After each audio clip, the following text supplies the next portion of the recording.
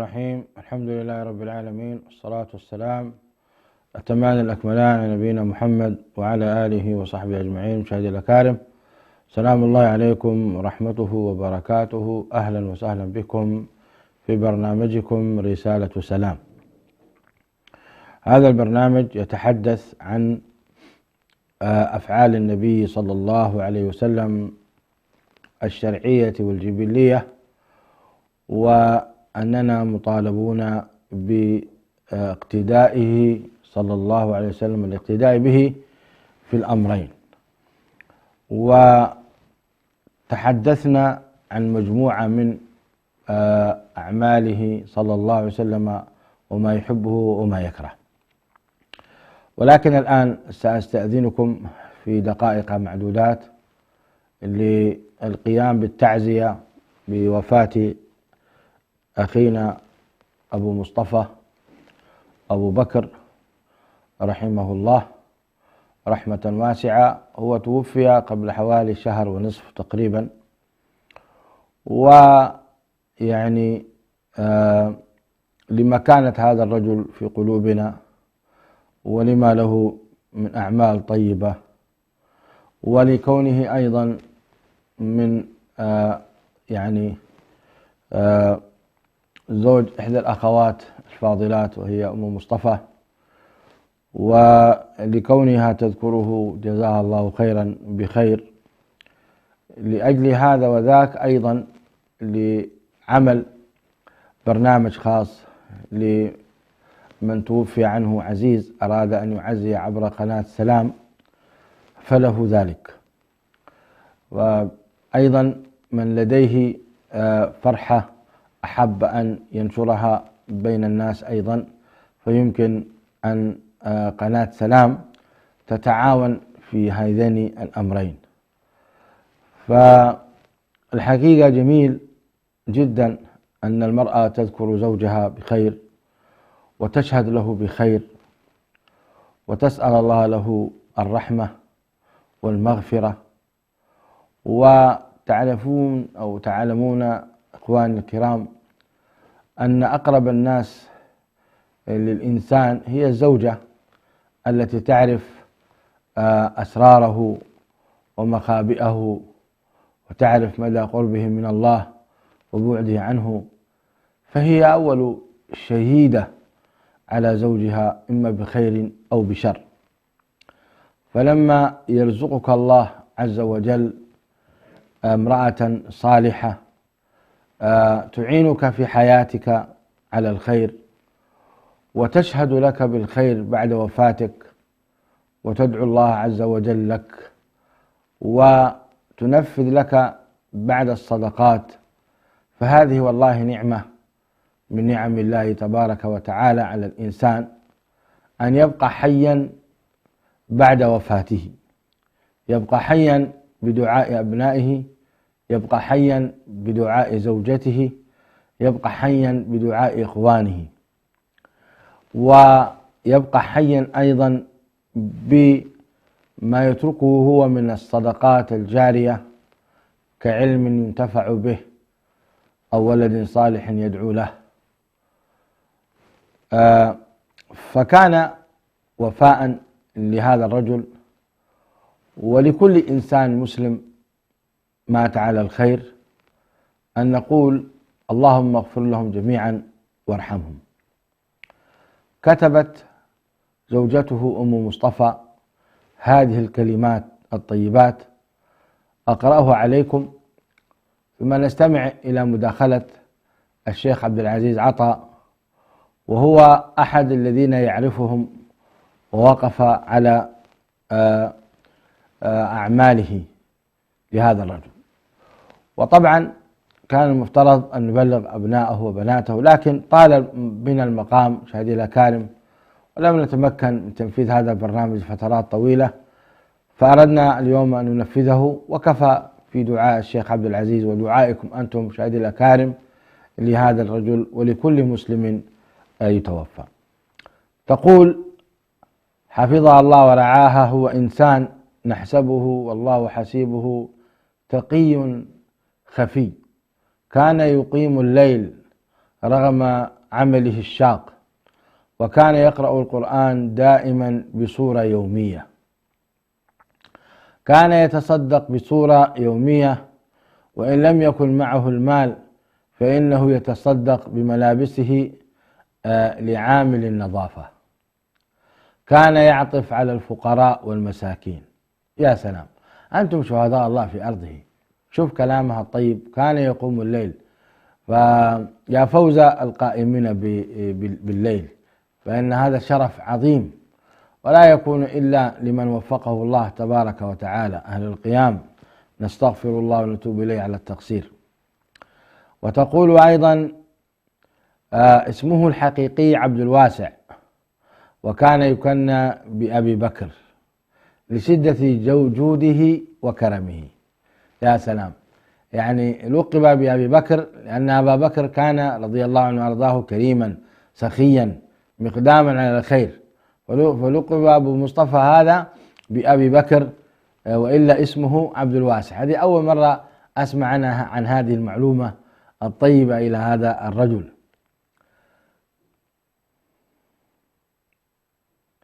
كان تقول مؤجر بيت في الخرطوم ولديه 30 سريرا، وكان يقوم باستضافة اللاجئين وقضاء حوائجهم من وإلى، يستقبل اللاجئين ويتكفل بكل لوازمهم، المأكل والمشرب والمسكن، حتى يعتمدوا على أنفسهم ويذهبوا ثم يأتي غيرهم. يا سلام، رأيتم كيف خدمة الناس، خدمة المسلمين، خدمة اللاجئين؟ يعني هذه حقيقة من أفضل الأعمال الصالحة. يقول عليه الصلاة والسلام: خير الناس أنفعهم للناس. وإذا أراد الله عز وجل بك خيرا وكل حوائج الناس إليك. إذا أراد بك خيرا وكل حوائج الناس إليك. وكان الله في عون العبد ما كان العبد في عون أخيه.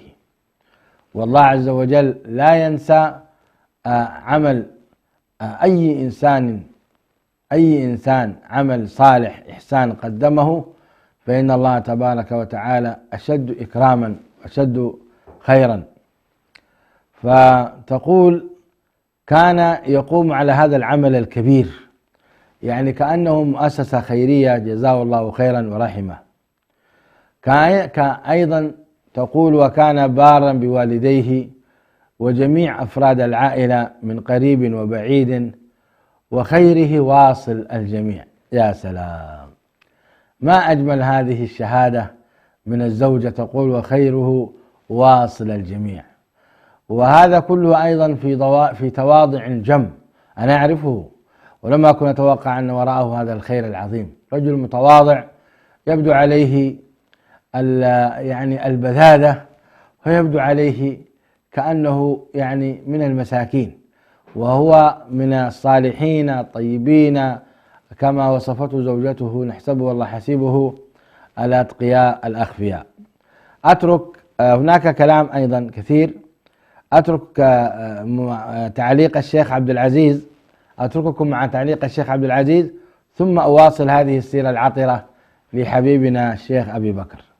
شيخ عبد العزيز معنا؟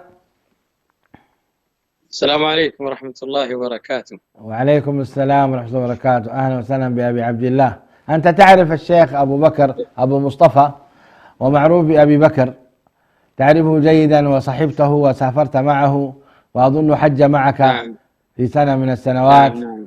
ويعني حدثنا عن هذا الرجل، ويعني كيف كان يعني تعامله معك؟ رحم الله سبحانه وتعالى. الحمد لله رب العالمين، والصلاة والسلام على أشرف الأنبياء والمرسلين. أما بعد، فرحم الله سبحانه وتعالى أخونا الكبير مصطفى أبو بكر، وكان مشهورا بكنيته أكثر من اسمه عندنا أبو مصطفى. وصبر الله سبحانه وتعالى أختنا أم مصطفى وأبنائها وجميع. وكان أبو مصطفى رحمه الله سبحانه وتعالى من الناس المتواضعين، الذي يكون صغيرا مع الصغار وكبيرا مع الكبار، فما تراه إلا مبتسما. والله يعلم الله أنه ما رأيته إلا ويبتسم، وإذا جاء يسلم عليك يعانقك، يعني في اشتياق وترحيب ومودة عجيبة. وقد حججنا في سنة من السنوات مع بعض، فكان نعم الرفيق، يخدم الناس، يقوم على حياتهم، يشارك بقدر الإمكان، يستمع للدروس ولا يغيب، يحاول أن يلتزم بالحضور والغياب وهكذا. فكان يعني نبراسا عجيبا. وقد سبحان الله، وقد فجعنا لما سمعنا وفاته. ولكن هذه حال الدنيا. وكما ذكرت الآن بعضا من سيرته، فمن مات وكان هذا حاله لا يحزن عليه، بل يفرح، لأنه بإذن الله سبحانه وتعالى سيذهب إلى ما هو خير له من هذه الدنيا الفانية التي هي كد وتعب.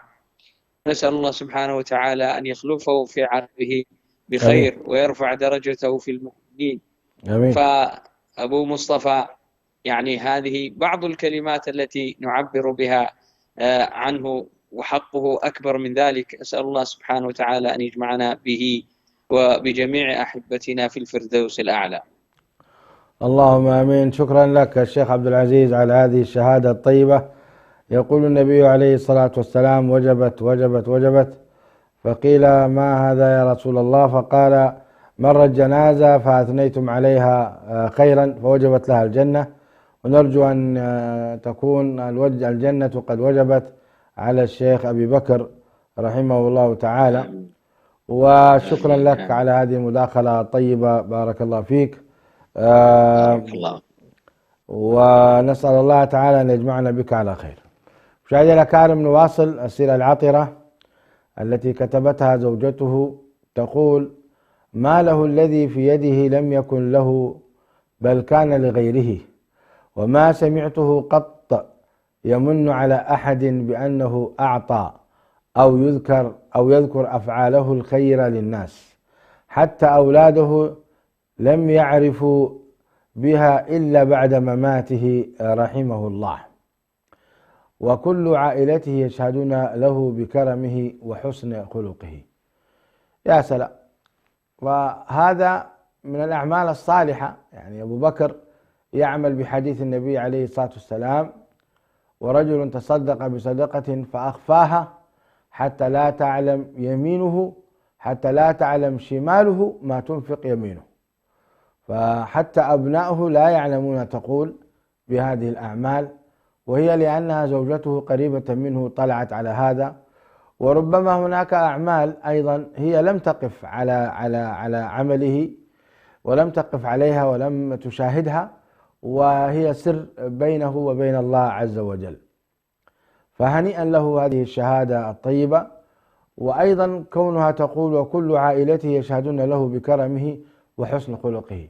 ونحن سمعنا الشيخ عبد العزيز عطا المشرف العام على حجاج الجالية الإريترية لسنوات يشهد لهذا الرجل في حسن تعامله وحسن خلقه. وهكذا الإنسان حينما يكف لسانه ويده عن المسلمين يعتبر هذا هو المسلم الحق، كما قال النبي عليه الصلاة والسلام: المسلم من سلم المسلمون من لسانه ويده.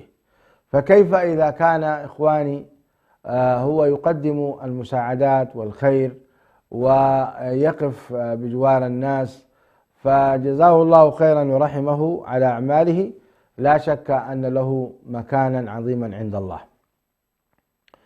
أيضا تقول: كان حريصا على الصلاة في المسجد مهما كانت الظروف، سواء في شدة المطر أو الغبار أو البرد أو الحر، فإنه لا يمنعه من الذهاب إلى المسجد أي مانع مهما كان الظرف.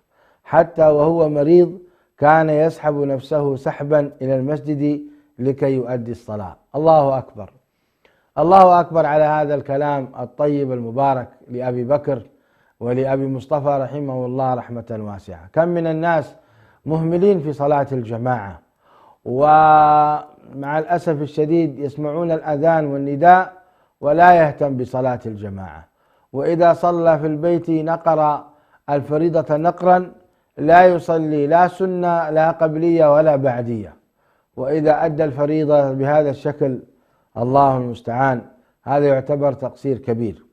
أما صاحبنا هذا صاحب السيرة الطيبة تقول كان حريصا على الصلاة في المسجد، وهذا هو المؤمن، يؤدي الصلاة حيث ينادى بها.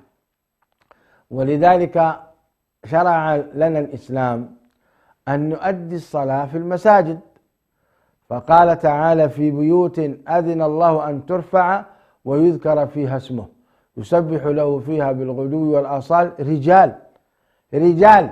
وصف الرجال لا يكون لمن يحمل آلة الذكورة مشاهدي الأكارم، وصف الرجال لمن يقوم بهذه الأعمال الجبارة وهي إقامة الصلاة في المسجد. ولذلك الصلاة الجماعة ما تخلف عنها النبي عليه الصلاة والسلام أبدا. والخلاف الحاصل بين أهل السنة والجماعة في مسألة هل صلاة الجماعة واجبة أو غير واجبة يستغرب منه حقيقة. كيف يحصل هذا الخلاف والله عز وجل يوجب صلاة الجماعة في حالة الخوف، في حالة الحرب يوجبه، إذا كنت فيهم فأقمت لهم الصلاة فلتقم طائفة منهم معك، صلاة جماعة في الخوف. حين الحروب لم يأذن الله عز وجل أن نصلي فرادى إلا إذا اشتبكت الصفوف فتصلي على قدر طاقتك. أما ما يفتون به بعض أهل العلم فهذا والله من أضعف الأقوال، وخصوصا حينما تذكر حديث النبي عليه الصلاة والسلام لقد هممت أن آمر فتقام الصلاة ثم أكلف شخصا فيقيم بالصلاة فيصلي بالناس ثم أذهب إلى الذين لا يؤدون الصلاة في المساجد فأحرق عليهم بيوتهم، أو كما قال عليه الصلاة والسلام. الحديث صحيح، يعني تمنى النبي عليه الصلاة والسلام أن يحرق البيوت على الذين يصلون في بيوتهم. لذلك المحافظة على صلاة الجماعة يعني اعلموا أنها وصف للرجال، الذي يصلي في المسجد يعرف أنه رجل، هذا رجال لا تلهيهم تجارة ولا بيع عن ذكر الله وإقام الصلاة، هؤلاء الذين يصلون ويحافظون، كما قال الله تعالى إنما يعمر مساجد الله من آمن بالله واليوم الآخر وأقام الصلاة وآتى الزكاة ولم يخش إلا الله. فأبو بكر هذا بشهادة زوجته تقول لا يتخلف عن الصلاة أبدا. والله إنه يذكرنا بالسلف الصالح، كانوا يقومون للصلاة يتهادى الرجل بين الرجلين. في حديث عبد الله بن مسعود يعني حينما قال إن الصلاة في المساجد من سنن النبي عليه الصلاة والسلام ومن ترك سنته ضل، وقال كنا والله لا نعلم من يتخلف عن صلاة الجماعة إلا منافق معلوم النفاق، إلا منافق معلوم النفاق.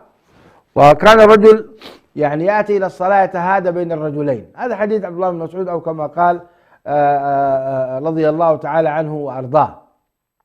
فأبو بكر صاحبنا هذا يذكرنا بأن زوجته تقول وكان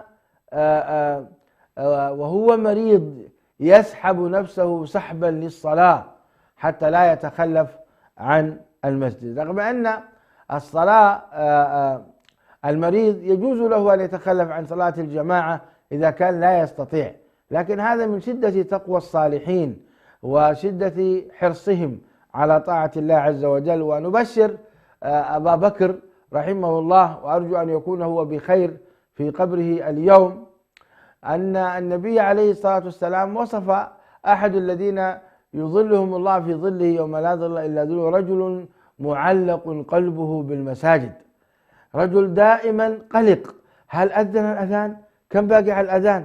كم باقي على الصلاة؟ لا تفوتنا صلاة الجماعة. هكذا همه.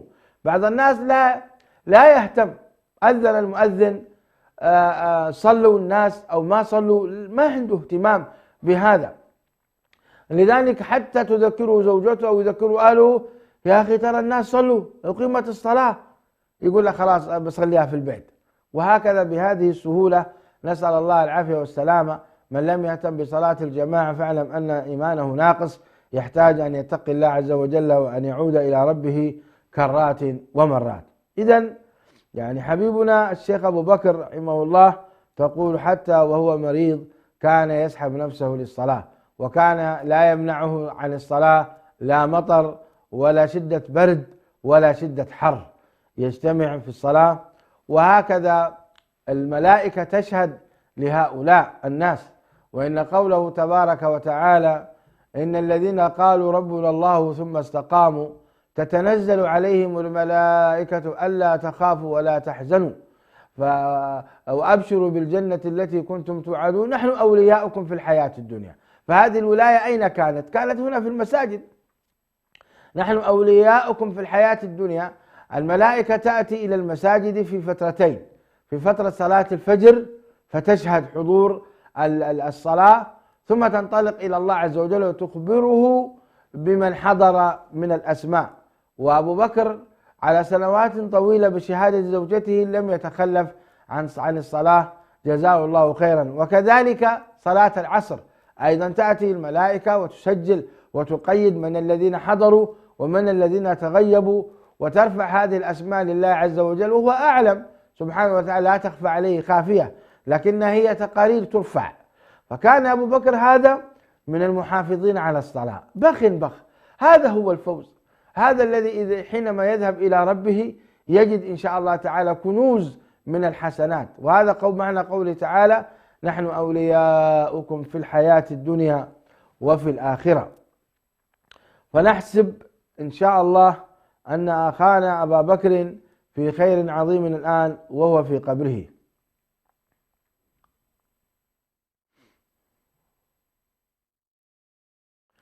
وهكذا كان الرجل محافظا على الخير.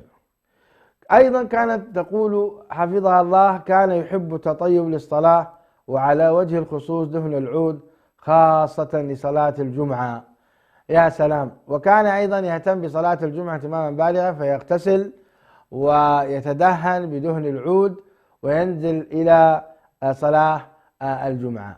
وهذا يدل أيضا على تطبيقه لحديث النبي عليه الصلاة والسلام: غسل يوم الجمعة واجب على كل محتلم. وكذلك هو يطبق حديث النبي صلى الله عليه وسلم: من بكر وابتكر وغسل واغتسل ومشى ولم يركب كان له كذا وكذا من الأجر والحسنات العظيمة. أيضا كان رجلا متوكلا على الله، يسعى لكسب رزقه ولا يحب التواكل أبدا، ويتحرى الحلال في رزقه.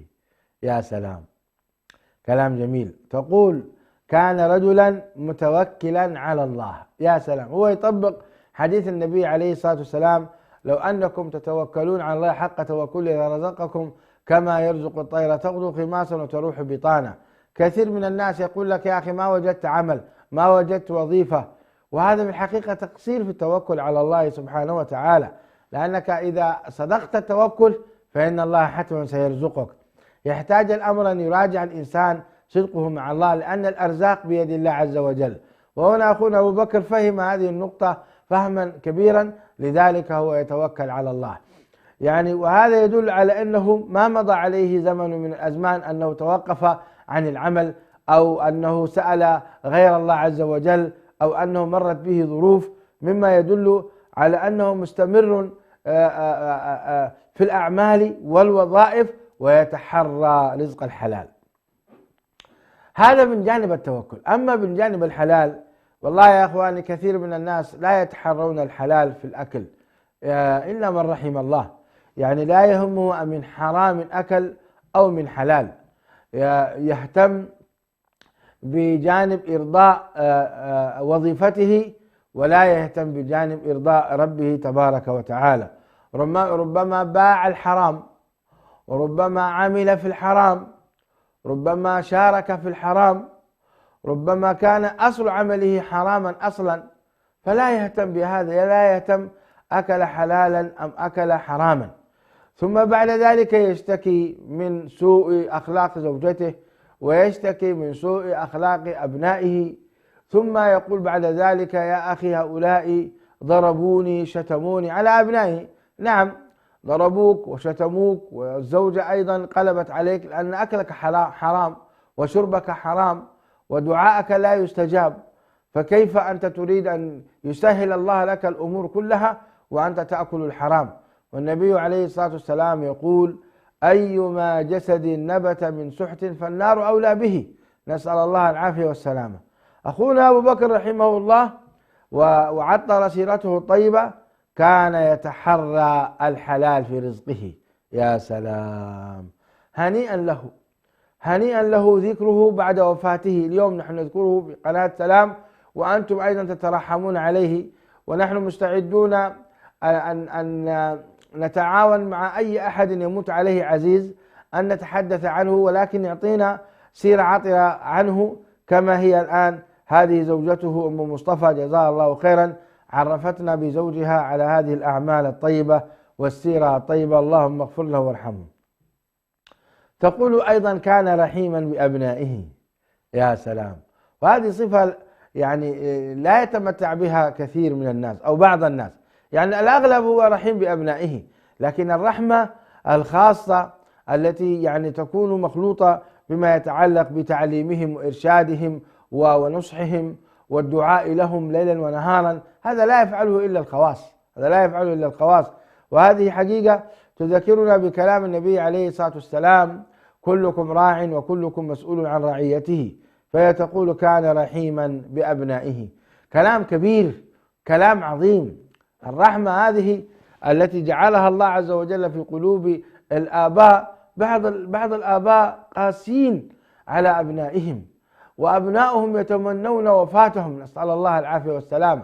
لكن حينما يكون مثل هذا الأب الرحيم، الأبناء يحزنون على وفاة أبيهم ويدعون له صباحا ومساء ليلا ونهارا، لأنه كان رحيما وعاطوفا بهم. فالرحمة تعني التعليم، الرحمة تعني التوجيه، الرحمة تعني العاطفة، إبداء العاطفة وتقبيل الأبناء حتى لو كانوا كبارا. بعض الناس لا يسلم على أبنائه ولا على بناته، وهذه مصيبة. كان النبي عليه الصلاة والسلام يقوم ويقبل فاطمة وهي كبيرة زوجة علي، يقبلها بين عينيها رضي الله عنها وأرضاها. هذا الخلق العظيم نحن نفتقده. يجب علينا أن نحتضن أبناءنا وبناتنا، وأن نقبلهم، وأن ندعو لهم، وأن نتمنى لهم الخير، وأن نقوم بكافة واجبنا تجاههم. وإذا أصبحوا رجالا ونساء فعلينا أيضا أن نستمر في هذه العاطفة، وخاصة في جانب الدعاء لهم، فإن الدعاء الوالد ولده أرجى أن يكون مستجابا، كما أن الدعاء على ولده هو مستجاب، نسأل الله السلامة والعافية. لكن الدعاء الوالد لولده نرجو من الله أن يكون مستجابا. تقول أيضا: من سيرته العطرة كان لا يرد زملائه في العمل في أي طلب إذا طلبوا منه شيئا، سواء كان مال أو دين، فإنه يعطي ولا يعسر في طلب الدين، أو إذا أرادوا أن يوصلهم إلى مشاويرهم الخاصة فإنه يوصلهم دون كلل أو ملل رحمه الله. يا سلام، هذا الخلق أيضا في التعامل. بعض الناس قد يكون صالحا مصليا صائما عابدا، لكن يكون سيء الخلق في تعامله مع الناس. لكن أن يجمع الإنسان بين صلاحه في نفسه وحسن تعامله مع الآخرين، هذه قمة الحقيقة، قمة. يقول النبي عليه الصلاة والسلام: إن المؤمن ليدرك بحسن خلقه درجة الصائم القائم. مشاهدينا الكرام، هذه حقيقة والله إنها مناقب وأوسمة عظيمة. يعني حينما يكون الإنسان مع زملائه في العمل خلوقا، في المسجد خلوقا، في بين جيرانه خلوقا، يتعامل مع الناس بكل لطف وبكل احترام وتقدير، وأيضا يقف مع زملائه بقرضهم القرض الحسن، وتارة يساعدهم.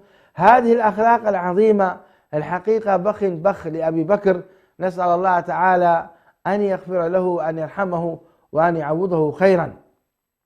يعني تقول لك: وكان لا يرد زملائه في العمل في أي طلب. هكذا ولنكن يا جماعة، إذا طلب منك أخوك شيئا فبادر في تنفيذ هذه المهمة، بادر.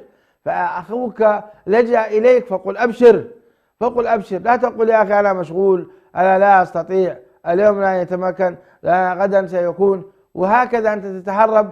الناس سيقولون عليك هذا الرجال ما فيه خير، احنا جربناه وطلبنا من ما فيه خير، أبدا ما فيه خير. ثم أيضا تقول لك لا يمن إذا قدم أي خدمة، لا يمن وهو يعمل بقوله تبارك وتعالى: يا أيها الذين آمنوا لا تبطلوا صدقاتكم بالمن والأذى كالذي ينفق ماله رئاء الناس ولا يؤمن بالله واليوم الآخر فمثله كمثل صفوان عليه تراب فأصابه وابل فتركه صلدا.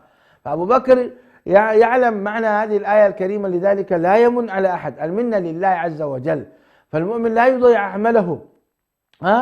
بعض الناس يقول لك احنا ساعدناك يا أخي قبل كذا بس ما نبغى نتكلم. طيب ليش تتكلم الحين؟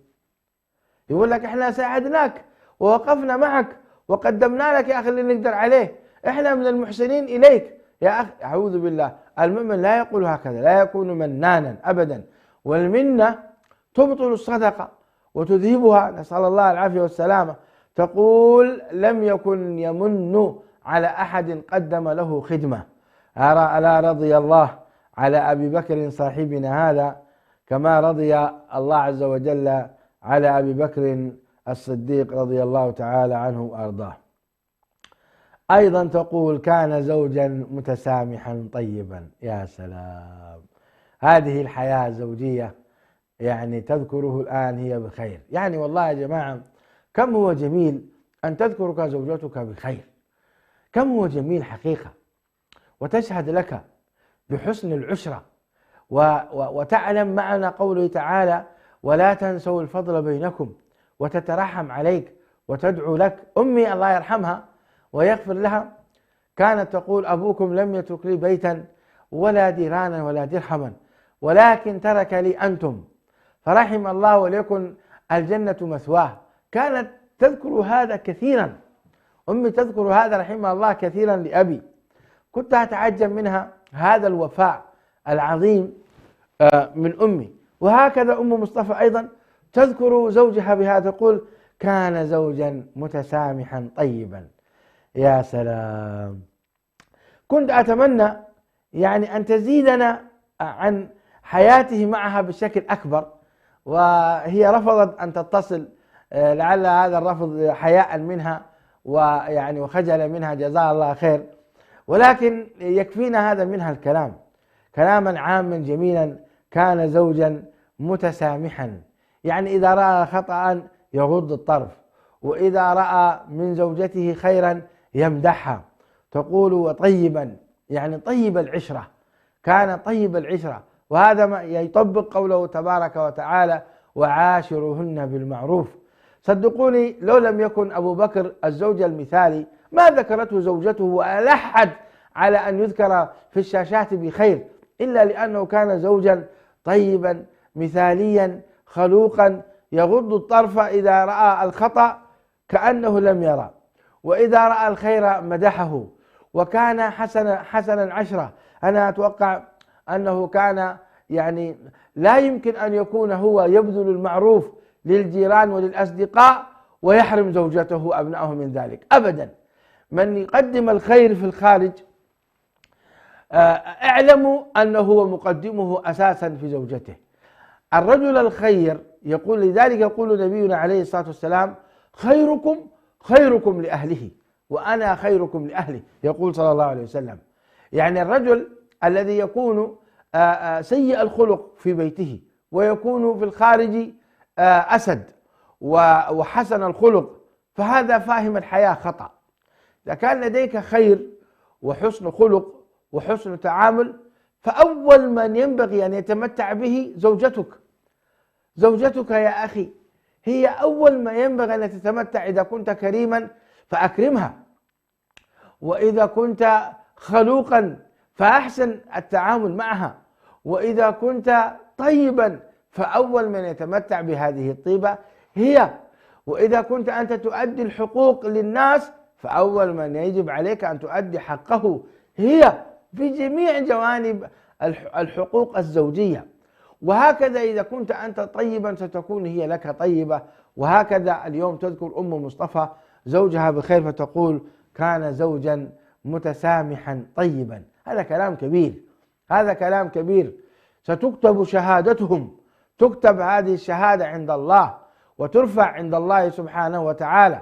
وربنا عز وجل يقول: ولا تكتموا الشهادة ومن يكتمها فإنه آثم قلبه. وأيضا هي لا شك أن وجدت منه عيوبا، لأن هذه حياة، لكن لم تذكر شيئا فسترت زوجها. وهذا الستر أيضا من الأخلاق الطيبة للزوجة، أنها تستر عيوبه وهو يستر أيضا عيوبها، سواء استمرت الحياة الزوجية أو انفصلا. فحسن الخلق هو الذي يستر على زوجته أو على طليقته، والعكس أيضا، والعكس صحيح أيضا مشاهدي الأكارم. لذلك هذه الزوجة الصالحة تذكر المحاسن وتستر العيوب. اللهم يا ربي أستر عيوبنا، اللهم يا ذا الجلال والإكرام أنت أظهرت الجميل وسترت القبيح سبحانك. تقول أيضا كان متعاونا مع الحجاج ويسعد بخدمتهم. ذكر هذا الشيخ عبد العزيز وأكد عليه. عندما توفي سخر الله له من أهل تركيا من يصلي عليه صلاة الغائب. يا سلام، وهذا جميل الحقيقة. أهل تركيا صلوا عليه صلاة الغائب، ليتنا كنا معهم. ما عندنا خبر بهذه الصلاة، وإلا لصلينا معهم. فهو يستحق، من كانت هذه أوصافه فإنه يستحق. وإن لم نصلي عليه فإن من واجبنا الآن أن ندعو الله عز وجل له. اللهم يا ذا الجلال والإكرام يا أرحم الراحمين اغفر لأخينا أبي بكر، اللهم اغفر له وارحمه وعافه واعف عنه، أكرم نزله ووسع مدخله ونقه من الذنوب والخطايا كما ينقى الثوب الأبيض من الدنس، واغسله من الذنوب والخطايا بالماء والثلج والبرد. اللهم أبدله دارا خيرا من داره وأهلا خيرا من أهله، أعذه من عذاب النار ومن عذاب القبر. اللهم ارفع درجته في عليين واخلفه في عقبه في الغابرين. اللهم لا تحرمنا أجره ولا تفتنا بعده. اللهم عمله بالإحسان إحسانا وبالإساءة عفوا وغفرانا. اللهم نور عليه في قبره وافسح له فيها يا ذا الجلال والإكرام. اللهم افتح له أبواب الجنان وأغلق عليه أبواب النيران. اللهم اجعله في قبره آمنا مطمئنا. اللهم اجمعه بذريته وزوجته وأهل بيته في الفردوس الأعلى مع النبيين والصديقين والشهداء والصالحين. اللهم يا ذا الجلال والإكرام ارحمنا إذا صرنا إلى ما صار إليه. اللهم ارحمنا إذا صرنا إلى ما صار إليه. اللهم يا ذا الجلال والإكرام احفظ أبناءه من بعده بخير، احفظ أبناءه وزوجته من بعده بخير. اللهم يا ذا الجلال والإكرام هيئ له يا ذا الجلال والإكرام من يدعو له من الصالحين. اللهم تقبل دعاءنا له يا ذا الجلال والإكرام. اللهم واغفر للمؤمنين والمؤمنات والمسلمين والمسلمات الأحياء منهم والأموات. اللهم اغفر لجميع موتى المسلمين وخص والدينا بالمغفرة والرحمة يا ذا الجلال والإكرام. اللهم واغفر وارحم واعفو واجزي العاملين في قناة سلام خير الجزاء. اللهم وخص شيخنا الشيخ عبد العزيز بالمغفرة والأجر والثواب والرفعة في الدارين، اللهم آمين.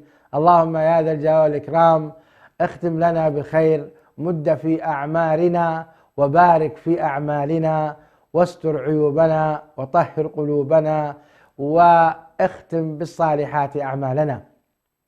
اللهم بلغنا رمضان وأعنا على صيامه وقيامه وتقبله منا يا ذا الجلال والإكرام. اللهم صل وسلم وبارك وأنعم على نبينا محمد، وآخر دعوانا أن الحمد لله رب العالمين، والسلام عليكم ورحمة الله وبركاته.